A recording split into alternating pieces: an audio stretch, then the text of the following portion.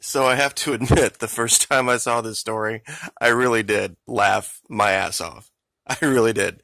Because it is absolutely poetic justice for the people of Venezuela to have this come out and have the reality of the situation on the ground in Colombia be brought to light in such an epic way. Now, for those of you that don't know or haven't been following what happened with Venezuela, let's go over it real quick for the last year.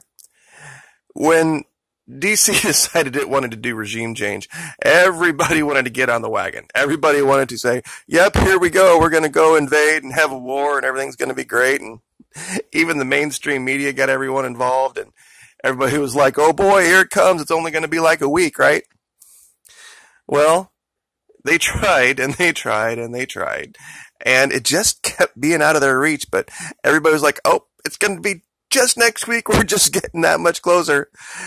And everywhere they went, it was like, wait, hold on. Let's go back over there. No, hold on. It's over here. We can do this. It's going to happen. They tried humanitarian aid. They tried knocking out the power.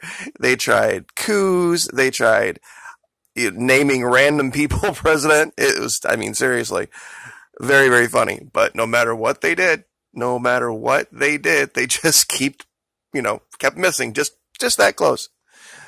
Well, so here's the story. You're going to absolutely love this. U.S.-backed Venezuelan opposition caught embezzling humanitarian aid cash. Oh, but not just any humanitarian aid cash. Wait until you read this. You're going to love this. So you remember that concert that was going on that Richard Branson put on in Colombia to raise for all the starving people? Millions of dollars raised for freedom and democracy in Venezuela ended up being spent in Colombia by the aides of U.S.-backed opposition leader, a random guy named Juan Guaido, and were exposed by Colombian spies in yet another blow to his cause.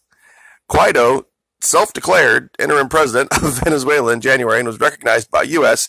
and many of its Latin American allies, but has repeatedly failed to seize power from President, duly elected, Nicolas Maduro in Caracas.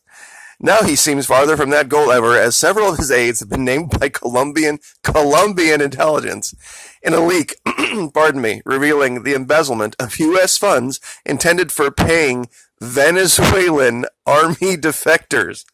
So they couldn't even use the funds meant to bribe soldiers right. They couldn't even do bribes right. I mean, it's just, you can't even make this up. The funds were raised by a Live Aid-style concert organized by billionaire philanthropist Richard Branson in February and intended to coincide with Guaido's followers forcing open the border with Colombia to U.S. humanitarian aid. Now, you remember they said the story was that that last coup that they tried to do, that the military didn't flip because supposedly payments didn't get made. Well, that's because they raided the kitty. I mean, and this is exactly what I've been saying for literally 2 years about Colombia v. Venezuela.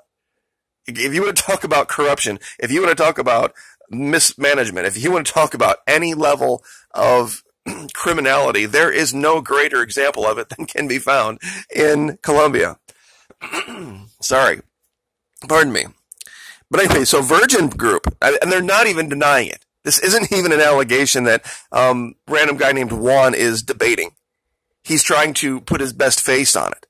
But real quick from the Virgin Group, last few hours, officials of the administration of the government of Venezuela, President Juan Guaido, have been involved in corruption schemes for which we are not responsible or have any connection. So, and here's the best part of this. There is, I am so sorry. I don't know what's in my throat today. The leaked documents published by Pan Am Post. Now, Pan Am Post is the most pro-random guy named Juan, pro-DC interventionist website out there. They were nothing but DC propaganda, and they were the ones that broke this. Now reveal why that never happened, because they had egg all over their face. You see, Pan Am Post had all this money invested in there being this, move to freedom, giant air quotes there, and this new administration that was going to take everything over. And when that didn't all happen, they're like, okay, what the hell's really going on? And I think they might be having a come to Jesus moment over there. But check out the numbers here.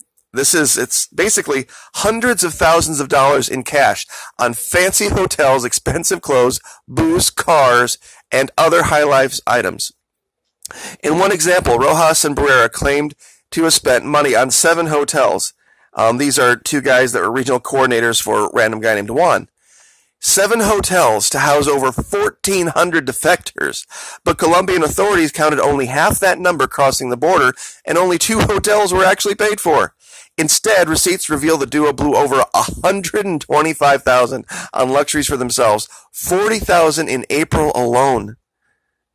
The following month, one of the hotels evicted 65 defectors and their families over more than $20,000 in unpaid bills. So these people, they believed DC's rhetoric. They believed all this bullshit.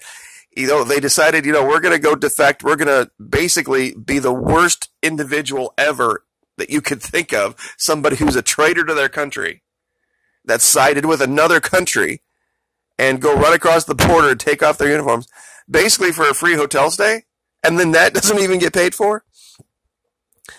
And here is a random guy named Juan's explanations. Dictatorships cover up corruption. We do not.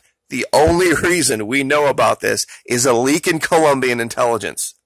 That's the only reason we know. So yes, you absolutely do cover it up. You are as corrupt as the day is long, and you have been since day one.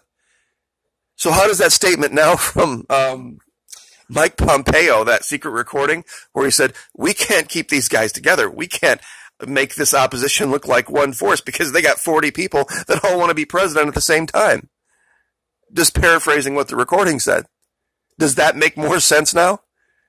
See, this is the problem. This has always been the problem down there, is that these people who say that they are for the people, that they are for freedom, that they are for democracy and capitalism, they're a bunch of thieves.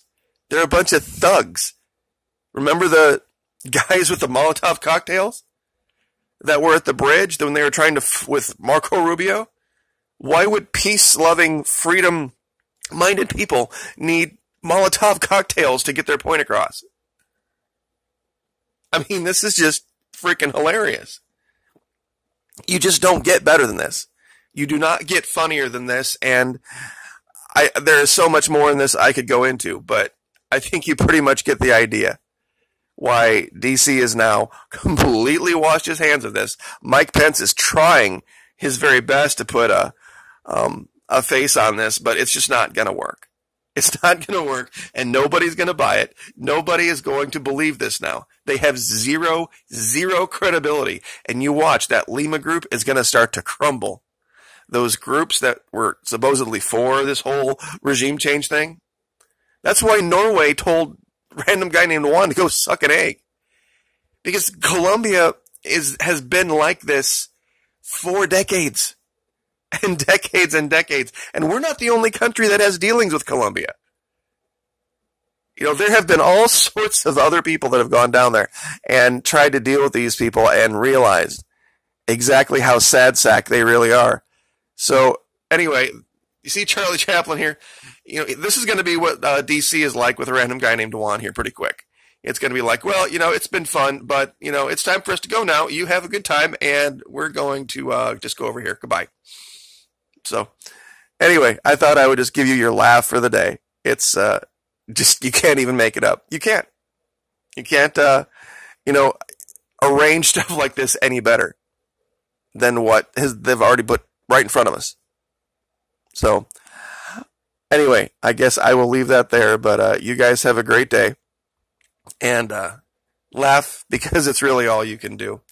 It really is. We'll try to keep up to date with the situation with Ebola and the situation with, nope, there I said the E word again. Hopefully because I'm laughing it won't catch it, but who knows. But it's something where you can't, I guess, be serious anymore. Not even a little bit. I mean, talk about the most inept administration ever. from fake gas attacks in Syria to losing people in Nigeria to failed attempts in Venezuela. Where else? I mean, where's next? Oh, I forgot. Iran. Like, share, subscribe.